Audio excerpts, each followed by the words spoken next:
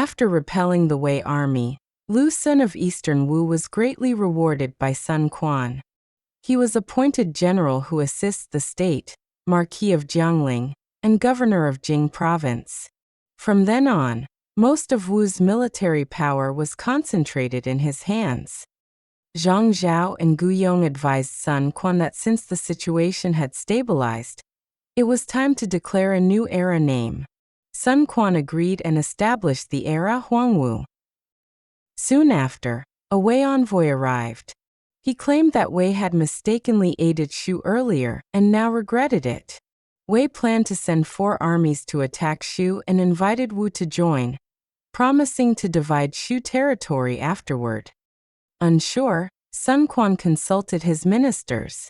On Zhang Zhao's advice, he summoned Lu Sun. Lu Sun analyzed that Qiao Pai was powerful and not to be underestimated.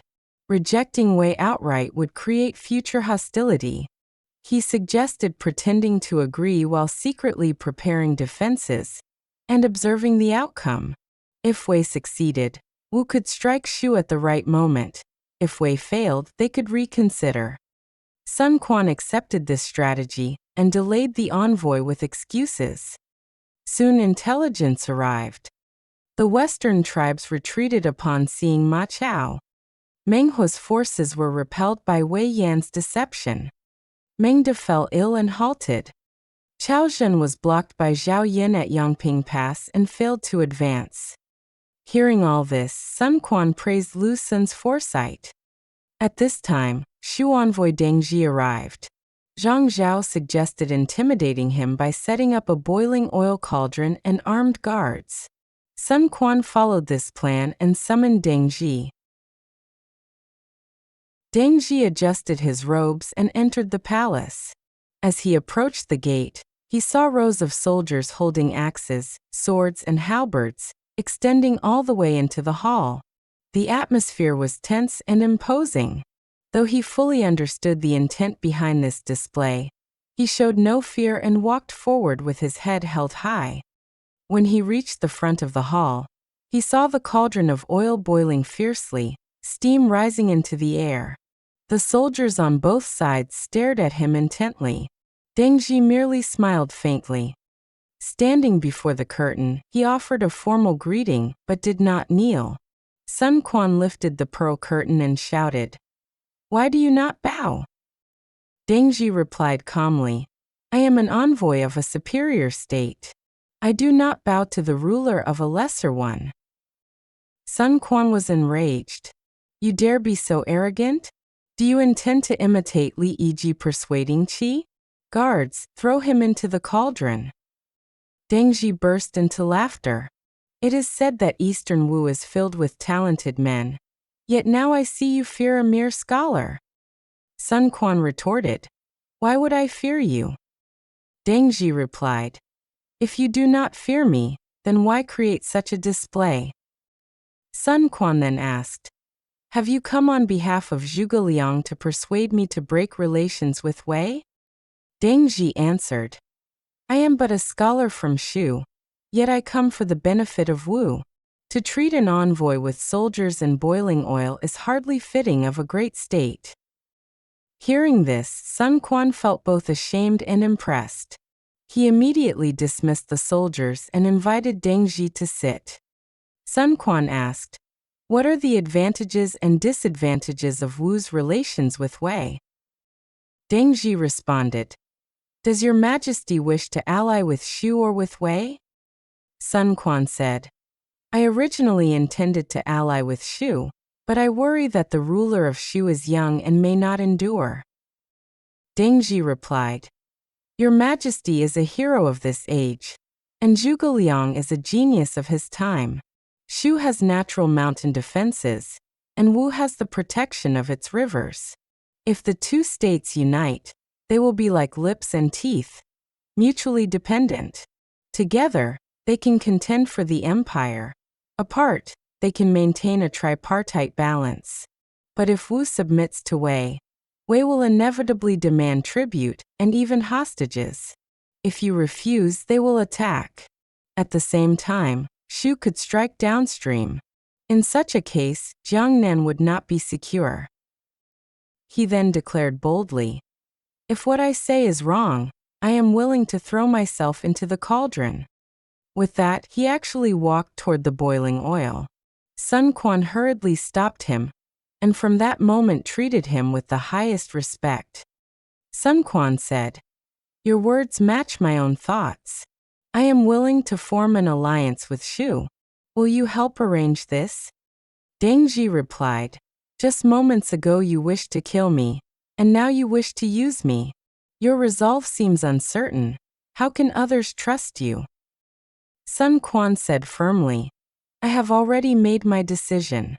There is no need for doubt." Sun Quan retained Deng Ji at court and later sighed, "I rule over the 81 commanderies of Jiangnan, yet I cannot match a remote land like Shu. Shu has talents like Deng Ji, but Wu has none like him." At this point, Zhang Wen volunteered to travel to Shu as envoy. Although Sun Quan worried that he might not match Zhuge Liang's intellect, Zhang Wen was confident. Sun Quan rewarded him generously and sent him to Shu together with Deng Ji. In Shu, Zhuge Liang had already foreseen everything. He told Lu Shan that Deng Ji would succeed, and that Wu would surely send an envoy in return. He advised that they should be treated with great courtesy to solidify the alliance. When Zhang Wen arrived, he was received with great ceremony. During the banquet, however, he displayed a hint of arrogance. At a banquet the following day, Qin Mi entered slightly intoxicated. Zhang Wen looked down on him and questioned him about his knowledge. Qin Mi confidently declared himself well-versed. Zhang Wen then challenged him with difficult questions. "Does heaven have a head? Where is it?" Qin Mi answered that it lies in the west, citing classical texts. "Does heaven have ears or feet?" Qin Mi responded cleverly each time with references from the classics. He even joked that heaven bears the surname Lu, because emperors, sons of heaven, bear that name. Zhang Wen continued questioning, but Qin Mi answered every inquiry brilliantly, leaving Zhang Wen speechless. Qin Mi then reversed the questioning, asking about the principles of heaven and earth. Zhang Wen was completely unable to respond. He stood up, apologized, and admitted that Shu was full of talented individuals. Zhuge Liang stepped in to ease the situation and spare Zhang Wen further embarrassment. After returning to Wu, Zhang Wen conveyed Shu's goodwill. Sun Quan was delighted and officially formed an alliance with Shu. Wei spies quickly learned of the alliance and reported it to Cao Pai. Enraged, Cao Pai declared, "Since Wu and Shu have joined forces, they will surely plot against the Central Plains. Rather than wait for them, I will strike first." Despite ministers advising caution, suggesting that the state should recover and strengthen itself, Cao Pai dismissed their words and ordered a southern campaign against Wu. Sima Yi proposed a detailed strategy. Wu relied on the Yangtze River as a natural defense, so a naval campaign was essential. Cao Pai should personally lead the army, construct large fleets, move through the Kai and Ing rivers into the Huai River, capture Sichuan, advance to Guangling, and then cross the Yangtze to attack Nanshu. Cao Pai accepted this plan. Wei then worked day and night to build massive dragon ships. 10 enormous vessels, each capable of carrying over 2,000 men, along with more than 3,000 additional warships. In the 5th year of Huangqiu, in autumn, Cao Pai personally led an army of 300,000 by land and water.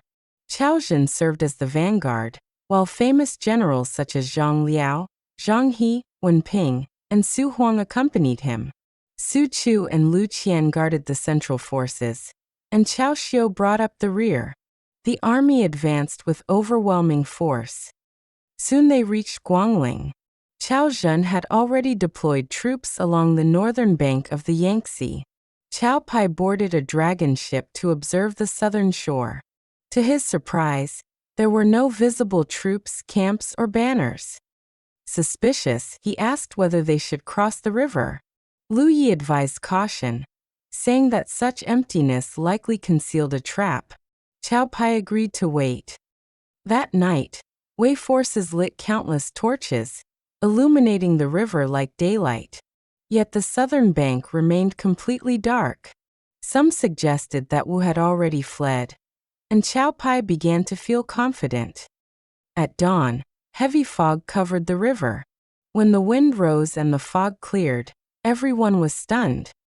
A massive defensive line suddenly appeared along the southern bank, stretching for hundreds of miles, filled with towers, banners, and gleaming weapons, as if constructed overnight.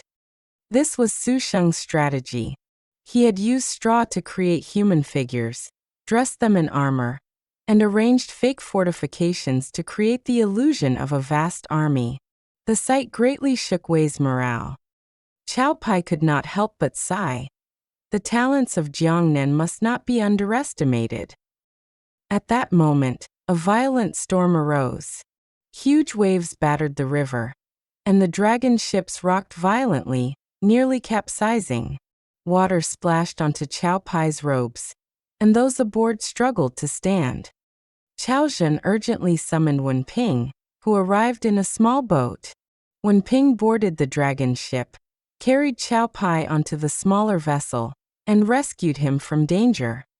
Amid the chaos, Wu forces launched their counterattack. Sun Shao led a sudden assault from the flank, catching Wei completely off guard and inflicting heavy losses. Chao Pai quickly ordered a retreat, even abandoning imperial equipment in his haste. As Wei forces retreated, they entered another ambush. The reeds along the riverbanks had been soaked in fish oil and ignited. The fire spread rapidly with the wind, engulfing the Wei fleet. The dragon ships were soon ablaze. Terrified, Chao Pai abandoned ship and fled on horseback. However, upon reaching land, he encountered Ding Feng's forces blocking his path. Zhang Liao rushed forward to fight, but was struck in the waist by an arrow and severely wounded. Su Huang risked his life to rescue him. Caught between attacks, Wei forces suffered massive casualties and retreated in disarray. Eventually, Chao Pai managed to cross the Huai River with the remnants of his army and barely escaped. The defeat was devastating. On Wu's side, Sun Shao and Ding Feng captured large numbers of horses, chariots, ships, and weapons. Su Sheng, first using deception to shake the enemy and then defeating them in battle, earned great merit and was richly rewarded by Sun Quan. As for Zhang Liao, after returning to Xuchang, his wounds worsened, and he soon died. Chao Pai held a grand funeral in his honor. At the same time, Zhao Yun was preparing to attack Chang'an when he received urgent orders from Zhuge Liang. Menghua had united southern tribes and raised an army of 100,000 to invade four commanderies. Zhao Yun was forced to withdraw. Zhuge Liang began reorganizing the army and preparing to personally lead a southern campaign. At this point, the situation had shifted. Wu resisted Wei, Shu turned south, and the balance of power across the realm entered a new stage of tension.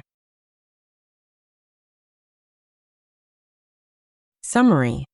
This chapter highlights a major strategic shift among the three kingdoms. Wu and Shu formally form an alliance through the diplomatic efforts of Deng Zhi and Zhang Wen, strengthening their mutual defense against Wei. Meanwhile, Chao Pai, eager to gain the initiative, launches a massive southern campaign, but suffers a crushing defeat due to Su Sheng's clever deception and effective use of fire attacks in river warfare. At the same time, Shu redirects its focus southward to deal with Menghua's uprising, marking the beginning of a new campaign. Together, these developments reshape the balance of power.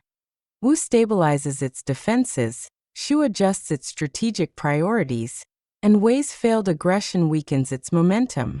This sets the stage for future events, including Zhuge Liang's southern expedition and later northern campaigns. Knowledge points. 1. Wu-Shu alliance. The alliance between Wu and Shu reflects a generally accurate strategic direction in history. However, many of the dramatic elements are fictional.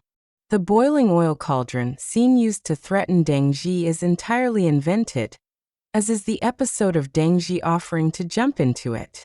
Similarly, the debate between Zhang Wen and Qin Mi is a literary embellishment typical of the novel, rather than a recorded historical event.